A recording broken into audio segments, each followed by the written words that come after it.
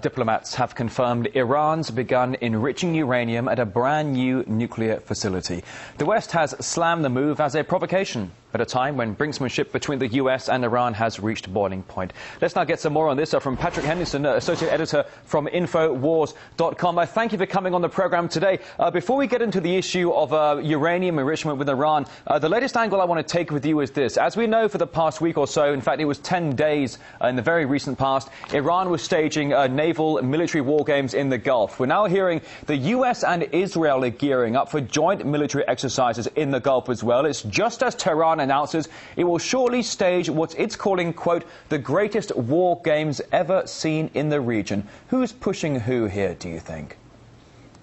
You know what, this looks vaguely familiar to power politics and power geopolitics that we saw pre-1991. I'm talking about the Cold War, Rory. Look, the main subject here we're looking at is we saw in the last week a direct reaction in the world oil markets. We saw prices spike. Price of oil per barrel is going up, okay? This is real creation of wealth for the oil industry. I do not see the timetable right now with Iran as being on schedule for a preemptive attack from the United States and or Israel. I see this as drawing out over a longer period.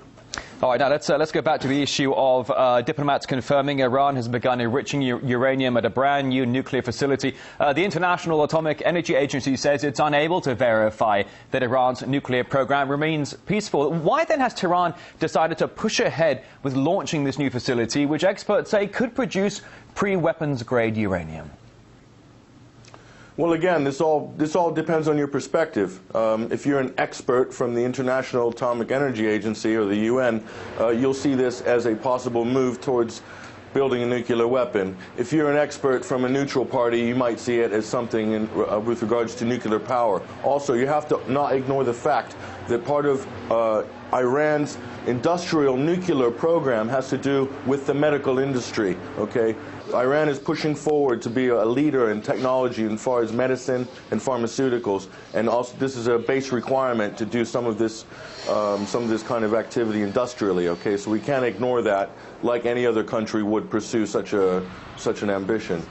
So as we've seen, Iran conducting 10 days of naval exercises in the Gulf, the West and the International Atomic Agency bearing down on Tehran over its nuclear ambitions. The Iranian president is currently visiting his allies in South America. How much international support does Iran really have at this point? And how is that affecting the situation in the Gulf region? Is it becoming more isolated, possibly?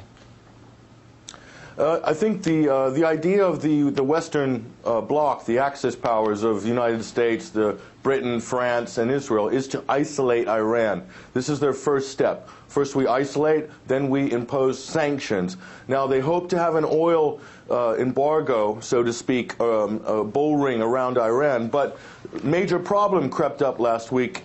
We saw South Korea has made it very clear that they want to continue to import Iranian crude. Now, also Japan is mulling over this sanction because they are also a major importer of Iranian oil. And China has announced officially that it wants Iran to be its #2 oil importer in 2012.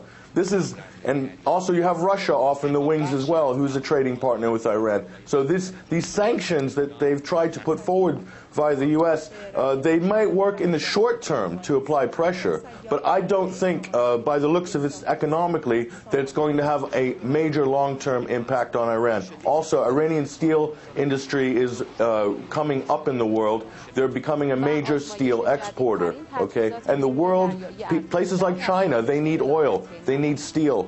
And Iran is there to produce some of these raw materials. So you can't ignore the economics of this situation. Politically, the U.S. wants to isolate them, but economically, I don't think it's going to be very easy to contain Iran. Well, it's very interesting how you bring in the economic angles to this ongoing argument here, with the West putting more pressure on Iran. But as you just duly said, that Iran is big trading partners with Russia and China. Does the West indeed want the East to stop getting sources and mineral wealth from Iran? If I may, just for a moment here, go on to the fact that we've just learned now, we've been reporting today that Tehran has just sentenced a so-called American spy to death for having links to the CIA. Why do you think the decision was made to issue the verdict now, particularly when tensions are so high? You look at the nuclear agenda the West is bearing down on, you look at the naval military exercises. Why the verdict announced now?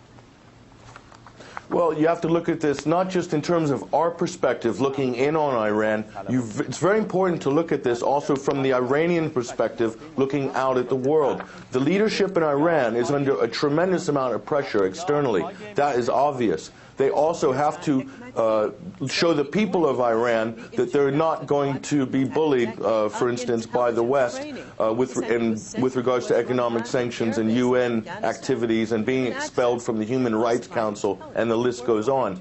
Now, Iran also broke up, and Lebanon broke up a major string of U.S. operatives and U.S. spies. You saw this in the news back in late November, early December. Okay, they caught them in Beirut. Iran also claims to have captured a number of other spies around Tehran during that same period. This would put a kink in the sort of operation that maybe, or the timetable that the U.S. and Israel might have had. So the ground is, the soil is not fertile to have an all-out attack right now. So as you say, the ground may not be fertile to have an attack of some sort right now. However, certainly there is a lot of geopolitical and economic pressure being brought in from the West and perhaps being felt by the East as well. Patrick Henderson, live from London, Associate Editor for Infowars.com. Many thanks indeed.